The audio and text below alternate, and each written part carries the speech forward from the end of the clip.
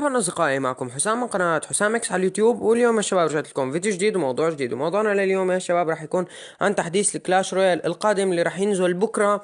هذا التحديث اللي راح يرجع يعيش كلاش رويال برأيي، وإجراءات هذا التحديث اكتملت، واليوم راح نحكي عنها بشكل ملخص. مبدئيا عنا اعلان جديد ومؤكد، هو ساحة جديدة امبارح اعلنت عنها كلاش رويال بصورة على الموقع الصيني مع كتابات صينية. بعدين بعد ترجمة الكتابات طلعت اسمها الساحة وادي الالكترو او ساحة الالكترو، او يعني الكترو فالي. بتنفتح عند 3400 كأس، يعني موقعها كتير مناسب بين ساحة الهوج والساحة الاسطورية. وعند 3400 كأس راح يكون موقعها ممتاز بالنسبة للاعبين اللي عم يطلعوا لل 4000 كأس، وتعطيهم شوية جوائز فيها تحديث شوية على اضافات للجوائز ممكن نحصدها فيها. ممكن نحصلها فيها صورة البطاقة طبعا ظاهرة على الشاشة أمامكم. صورة طبعا الأرينا عفوا.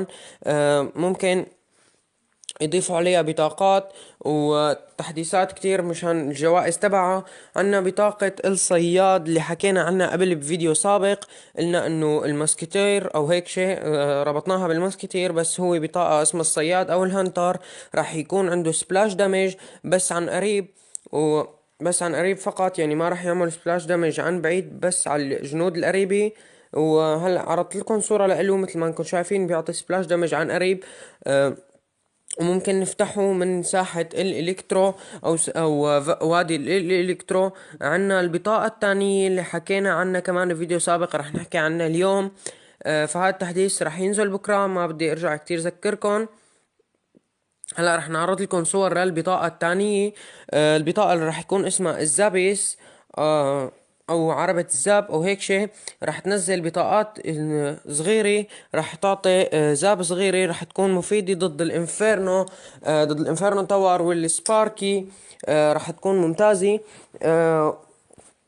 والأحلى إنه رح تنزل البطاقة مباشرة بعد التحديث، يعني ما رح نضطر لحتى ننطر هاد الكومينج سون والشهر شهرين لحتى ينزلوا البطاقة مثل فلسفة سوبر سيل العادية. فهلا رح تنزل، واختفت هاي الاستراتيجية الى لا عودة تبع اللي بدنا ننطر كومينج سون والمدري شو. رح تنزل كل البطاقات فورا. هاي البطاقة رح يكون سعرها يمكن 4 إكسير، ورح تنزل هدول البطاقات الصغار ممتازة بالدعم وبالدفاع، مثل ما انكم شايفين عم تصد النايت بكل سهولة. هلا المهم الأحلى أفضل شغلة بالتحديث اللي هي الصناديق الجديدة اللي رح تكون باسم لايتنج تشيست، وصندوق الحظ، وصندوق الملك الأسطوري. أول شي صندوق اللايتنج او صندوق الرعد او صندوق الزاب، مثل ما بدكم سموا. فكرته انه يسمح للاعب يستبدل البطاقات يلي بتطلع له ببطاقات عنده اياها، رح تكون مفيدة لتطوير البطاقات اللي عنا اياها والتركيز على بطاقات معينة. مثلا انت تشكيلتك هوك سايكل، بدك تطور البطاقات اللي عندك، فبتبدل مثلا ماسكتير ما معك اياها بالتشكيلة، بتبدل وبتاخد بدالها هوك وهيك. عنا كمان صندوق الفورتشن او صندوق الحظ، رح يعطينا فرصة نربح بطاقة من البطاقات القادمة. استراتيجيته اسا مو معروفة، بس كمان فكرته عظيمة لهذا الصندوق. رح يسمح لنا نفتح بطاقة الهيرو الجديدة، المهم اللي حكينا عنه بفيديو سابق. هلا صندوق الملك الأسطوري، الصندوق الأفضل بهذا التحديث، هو اللي حيعطي عدد كبير من البطاقات من كل الأنواع، ورح يركز على نوعين هن الإيبك والليجندري. ورح يمكن تحصيلها من المتجر والمهام اليومية. هاي الصناديق. و في عنا هسه احداث كمان ضايفينها بكلاش رويال. المهم هاي الصناديق الثلاثة راح يكون تحصيلها عن طريق المتجر او عن طريق المهام اليومية. ومثل ما انكم شايفين اشكال الصناديق خرافية، عنا واحد بيشبه الجاينت تشيست، وواحد بلون الماجيكال بس بغير شكل، وواحد مثل السوبر ماجيكال بس على لون ذهبي. راح يكون افضل من السوبر ماجيكال على عدد البطاقات فيه، راح يعطي عدد بطاقات هائل كتير، يعني من الكومن والرير. ومثل ما قلت بيركز على الإيبك ولا والليجندري. عنا هلا الاحداث الجديده اللي رح تنزل باللعبه. هي افكار ما أنا مؤكده. عنا حدث الجيم، و الجيم راش مثل تبع الجولد راش اللي بيصير كل شهر، كل ما اخذنا برج بناخد جواهر اضافيه.